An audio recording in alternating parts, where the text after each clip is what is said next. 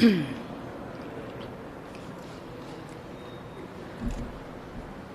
morning.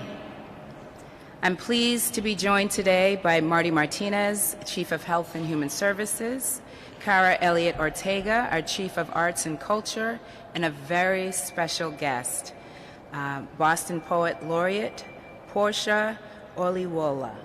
Thank you for being here. Before we begin, I'd like to acknowledge the tragic events in Orange, California.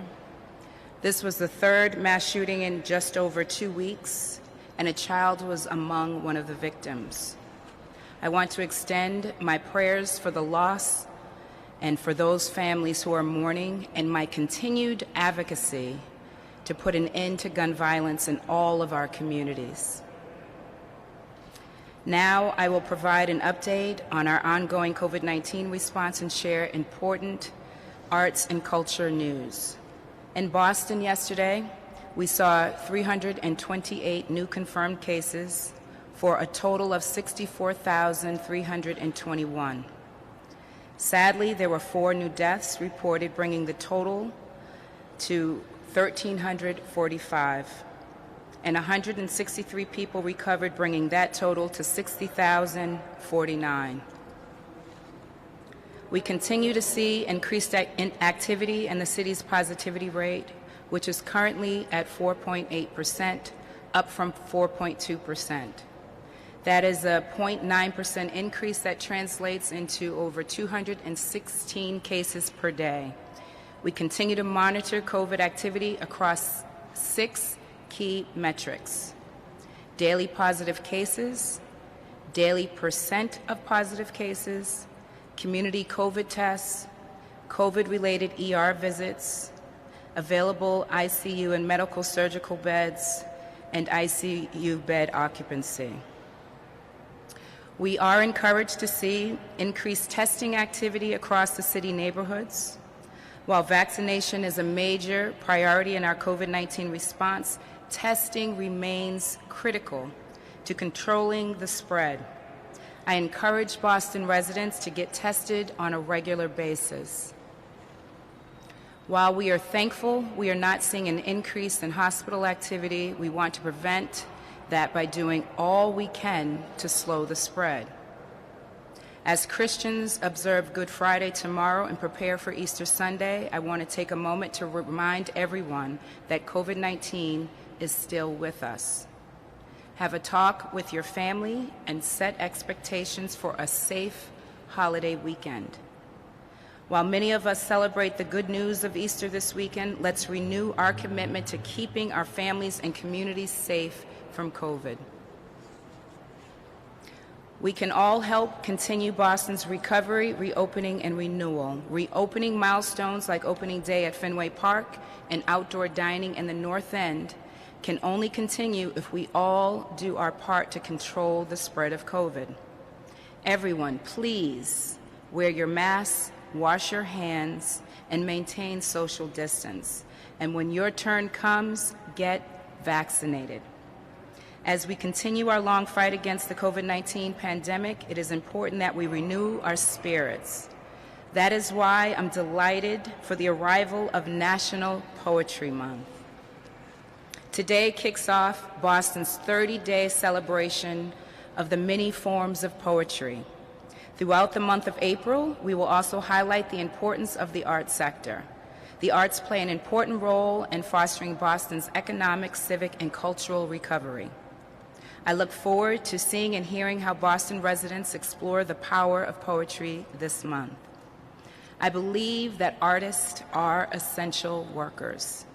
During the depths of COVID lockdown last year, artists led the way in recreating connections and communities online.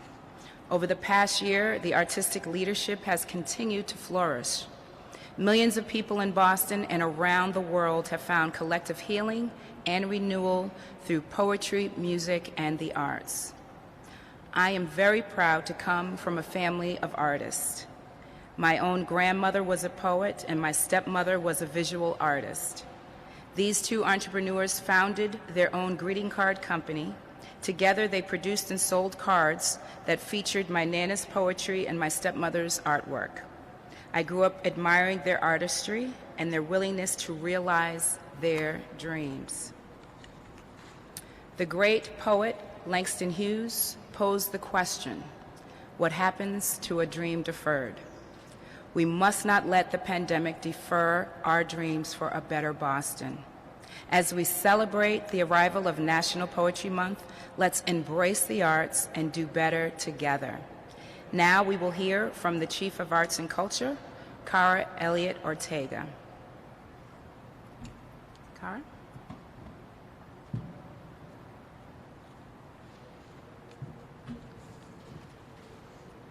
Thank you, Mayor, and good morning, everyone. We're really excited to be here to start Poetry Month for the City of Boston.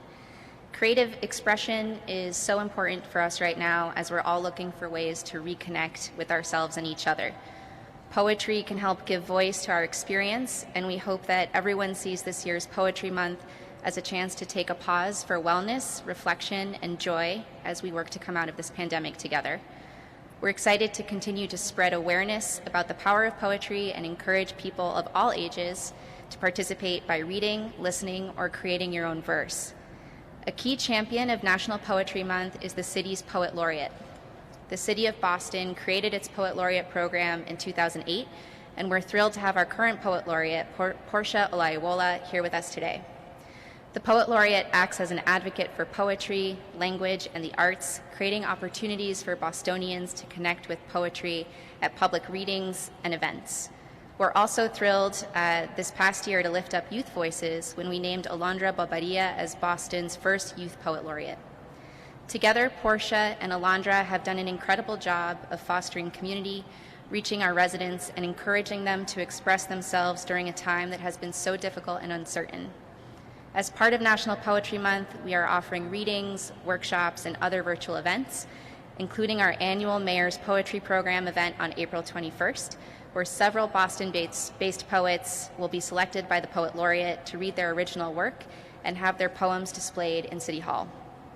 Portia is also continuing to host monthly workshops and an open mic series called Home, which runs on the first Friday and Saturday of each month and will culminate in Boston's inaugural Roxbury Poetry Festival on June 5th. We'll also be featuring a different local poet every day of the month on the City of Boston social media, so everyone can connect with diverse and talented poets that we have here in the city. And lastly, Portia has created a list of daily prompts to help us all get inspired and get writing. And we invite everyone to check out all of the ways to engage with Poetry Month here at boston.gov/poetry. Now we're going to officially kick off our 30 days of poetry with a few words by our Poet Laureate. Portia Olayiwola is a writer, performer, educator, and curator who uses Afrofuturism and surrealism to examine historical and current issues in the Black, woman, and queer diasporas. She is an individual World Poetry Slam champion and the former artistic director at the literary youth organization Mass Leap. In addition to being the City of Boston's Poet Laureate, Portia is also an MFA candidate at Emerson College and the author of a collection of poems titled I Shimmer Sometimes Too. I'd now like to welcome Poet Laureate Portia Olayiwola.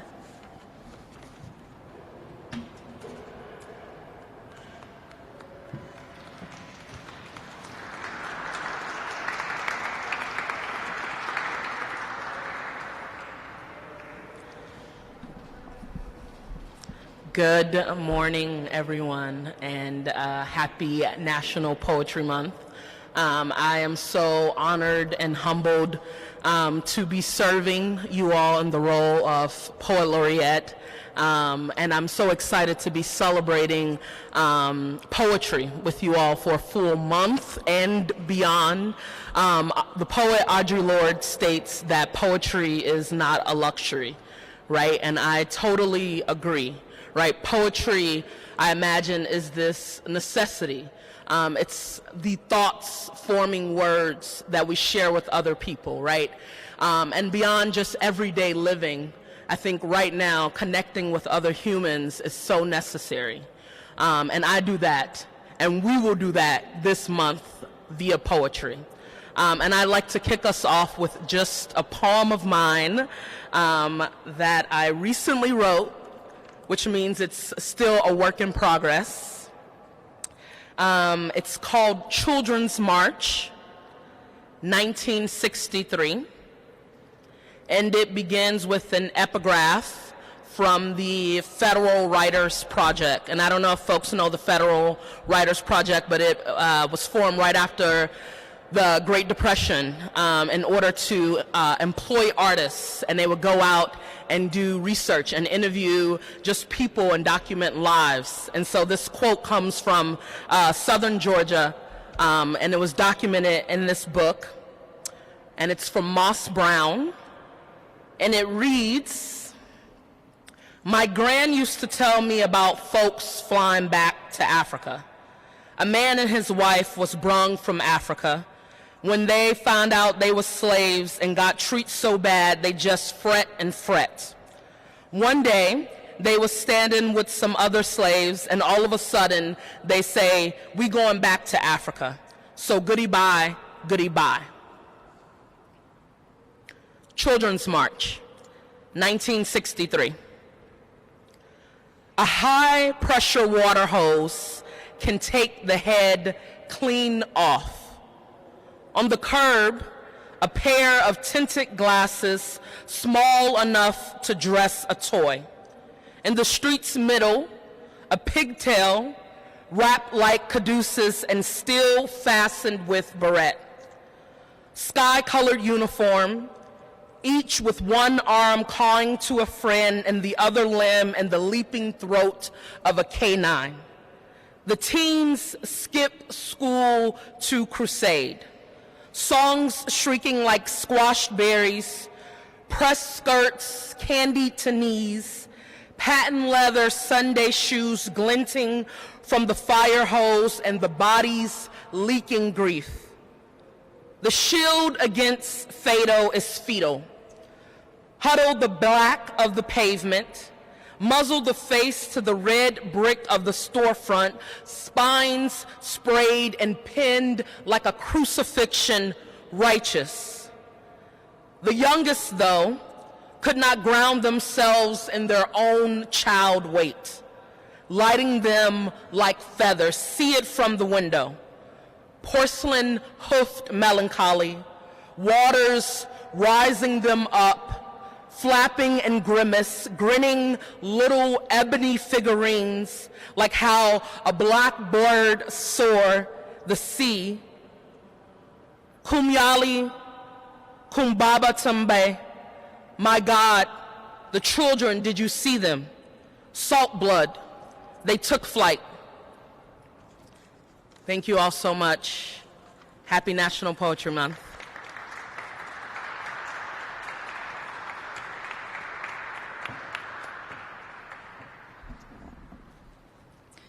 Thank you, Portia, for those powerful, powerful words. At this time, I will take just a few questions for myself, Chief Martinez, or Chief Elliot Ortega.